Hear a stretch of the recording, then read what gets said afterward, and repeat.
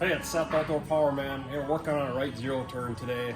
If you own a Wright mower, you're going to run into this issue, so I'm going to show you how to install this tension spring on an idler arm. We had this idler arm off because the customer broke a belt, and we wanted to check the bearings in here and make sure everything is moving freely, so we took this all apart. Now you got to put it back together. This is where it gets tricky.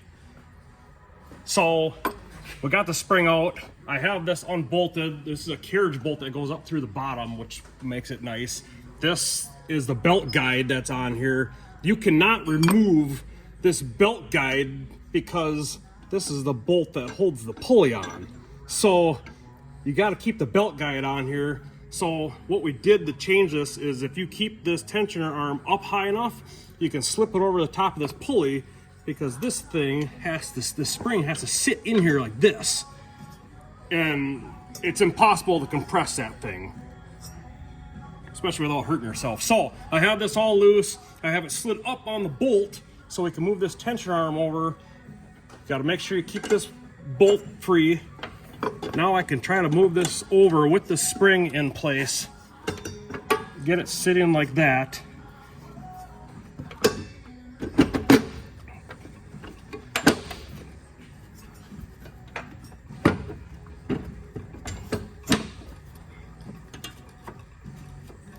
Just gotta get the carriage bolt up through the bottom so we can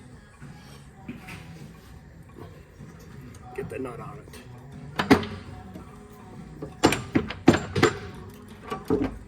There we go.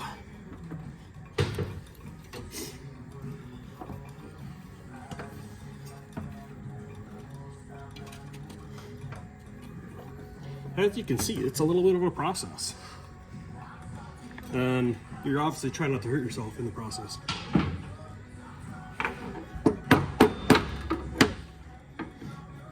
There we go. As long as you get that carriage bolt sitting up in the right spot, you're in good shape. So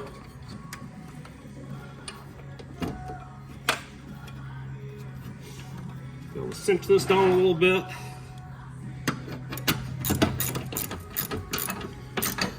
I'm not going to tighten everything completely until we have it all assembled, but now we have generally everything in place. Belt guide's loose.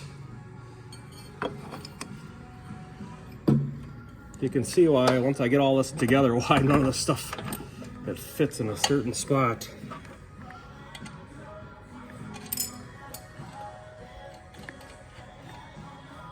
Now that's pretty much loose fit together, there's a hole in here you can put a 1/2 inch extension in. Now we can adjust that arm, get everything set we want. Belt tensioners get tightened down like that. Get our belt on. You'll use this to leave enough tension to slip it over the pulleys. That is the only way we found to get that spring on safely. It's a lot of work, but you could spend hours messing around trying to compress that spring. So that's how you do it.